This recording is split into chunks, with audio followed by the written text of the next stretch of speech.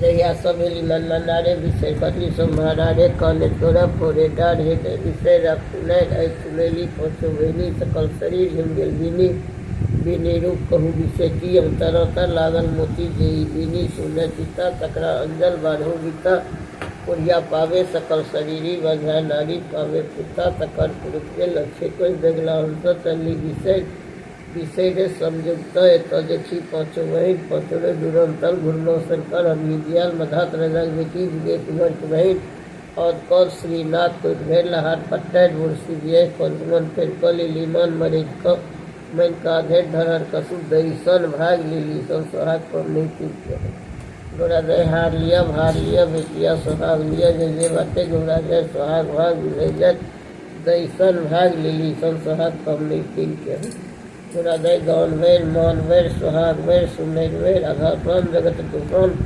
मधात रजा बेटी जुगे कुमार की बहन और कौर श्रीनाथ को घेर लहार पत्थर बुरसी दिए भगवान फिर कली लीमान वाले कम इनका धेर धरण कसु दईसन भाई लीली बारहम दिन का ई कसाय दई फाट वाला आ वही ठन हुनकर एकटा खंड सब जे छै से हैया कहै छी। एकटा राजा के 3टा स्त्री रहे लेकिन तीनू में एकोटा में बाल बच्चा नहीं रहे।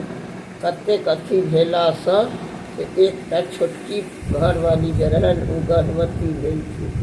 ओ गर्भवती भेलखिन तऽ हुनका एकटा लड़की भेलखिन और राजा ओहि लड़की लऽ कऽ जतऽ ततऽ कोरेमे लऽ कऽ घूमऽ लागल। जहन ओ लड़की 5 वर्षक भेलै तऽ ओकरा आँगुर धऽ कऽ ओ राजा सभते टहलाबऽ लगलखिन। जाइत जाइत एक दिन ओ बच्चाके लऽ कऽ एकटा बोनमे चलि गेला। ओ बच्चा के ठाढ़ कऽ देलखिन। बच्चा खेलय लागल अपने बैस रहला।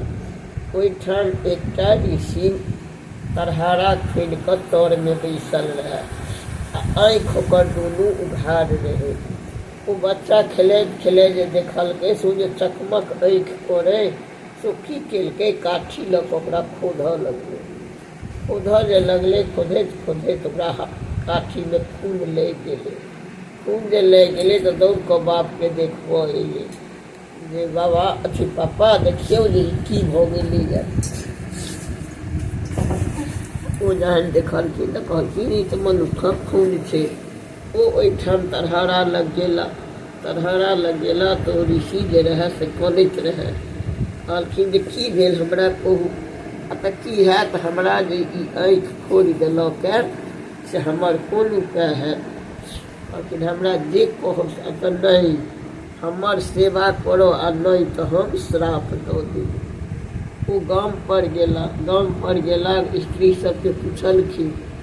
कहलखिन जे देखू श्राप यदि ओ दऽ देत तहन तऽ भस्म भऽ जेती। ताहिसँ यदि सेवा करऽ लेल दऽ देबै तऽ जीवैत तऽ कतहु रहती कि नहि। ओ गेलखिन कहलखिन जे हैया लिअ। ओ 5 वर्षक लड़की के हुनका दऽ देलखिन। ओ ऋषि के ओ लड़की सेवा करऽ लागल। सेवा करैत करैत कतेको दिन ओ सेवा केलक। एक दिन एकटा राजा शिकार खेलय लेल ओहिमे गेल।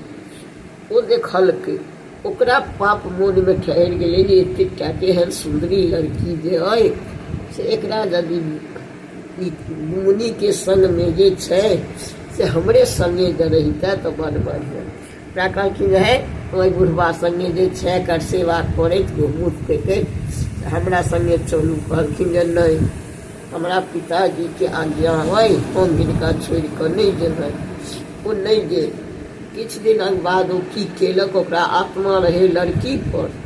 5 गोटे मिल कऽ से कहलकै कि जे गंगा चलू हिनको नेने चलियौ।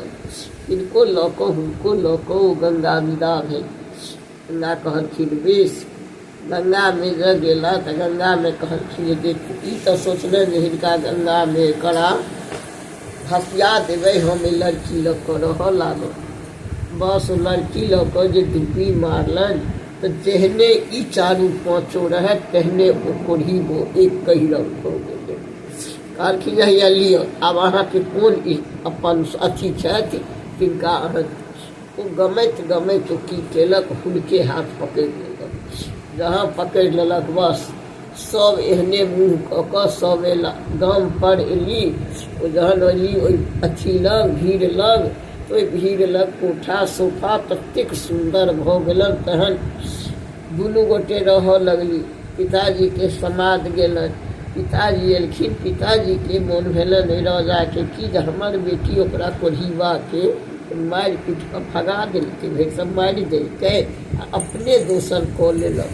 कहलखिन अहाँ ई पाप केलहुँ हैं। कहलखिन जे नहीं हम पाप नहीं केलहुँ हैं, अहाँ हिनका पूछि लियौ।